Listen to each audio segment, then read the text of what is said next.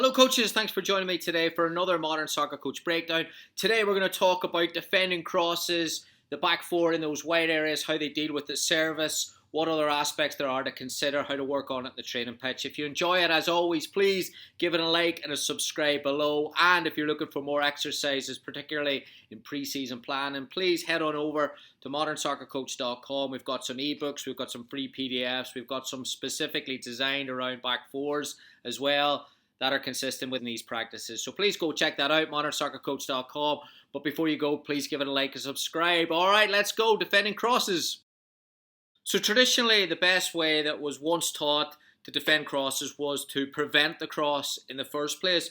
But that's a little bit more complex today because of two things, in my opinion. Number one, there's an increase in box crosses, and more specifically, fullbacks today are reluctant to step aggressively into those wide spaces. And you can see here in the example, if they do step, you've got runners in behind them. The centre back then has to cover. You're one player short in the box, and that opens up some spaces, particularly for that pullback cross. So defenders want to protect that area between the centre back and the fullback. The other reason that it's a little bit more tricky to be aggressive in those wide spaces for fullbacks is the handball rule. And we've seen it with VAR. Defenders today defending with their hands behind their back to try and protect themselves from giving away penalty kicks. It's very, very difficult to defend aggressively with your hands behind your back. So more defenders are giving up that space to allow crosses, which means that defensive units now have to be effective in defending the box from that service from wide areas. So we're going to look at 3 exercises today that allows you to work on that and exposes your players to different aspects, different decisions, and different angles with that service. Here we go. So the first exercise is a combination of opposed and unopposed. You've got 2 centre backs in red. They got to sprint back around the poles, then they've got to get into the middle of the goal to defend the goal, then they're defending a cross, they're trying to get height and distance on the clearance. As soon as they clear the ball, there's 2 attackers that are coming right at them. Now they've got to defend a 2v2 situation. You've got that pressure, cover, balance, delay, and step, and getting that right. I really like this exercise because it exposes them defending the wide area and then defending in a 2v2. Again, you can rotate players so they get recovery. Keep the intensity high. Perfect for a pre-season exercise, for a little activation, get going, and then bring it in some more opposed work.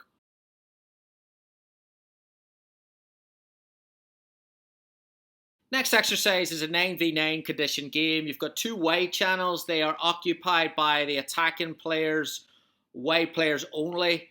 2 points for a cross, so you incentivize more volume in the crossing numbers. 1 point if they just score in regular play or if it's in transition. So the game flows. Those crossing moments are part of the games. There's also transitions, so there's more decisions. You can also structure your team centrally with a back 4 and 2 holding midfielders. So you've got that organisation aspect. That can also drive communication. And then you've got the game on top of that there where they have to defend and attack.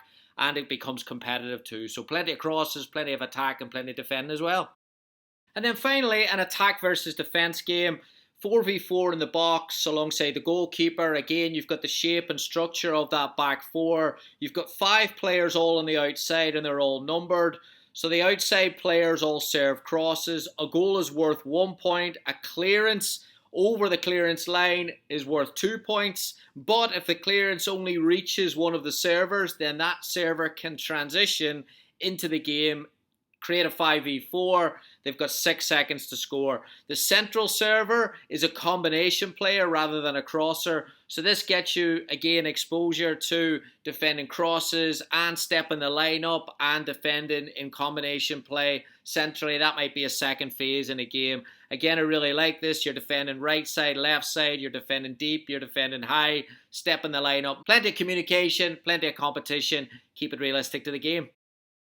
So there you have it, coaches. Different types of exercises: opposed, unopposed, transitions, crosses from deep, combination play, exposing the back 4 to different types of scenarios, because in a game, as much as you'd like to go out and just defend 20 crosses in a row, the crosses are going to come at different times. They're going to come from different angles, and there's also going to be second phases as well that you want the team to learn to manage. So always got that organisation side of it, as that drives the communication between each other. Always got the competition part of it, as that drives the intensity. And then you've got the variability of the exercises, and that drives decision making and connecting it to the game. Hope you enjoyed it. As always, please give it a like and a subscribe if you did. Please, before you go, check out modernsoccercoach.com. There's plenty more resources on there. There's a lot of free stuff as well. But if you want to support the work and you enjoy what we do, please go ahead and order one of the books. If you're preparing for pre-season,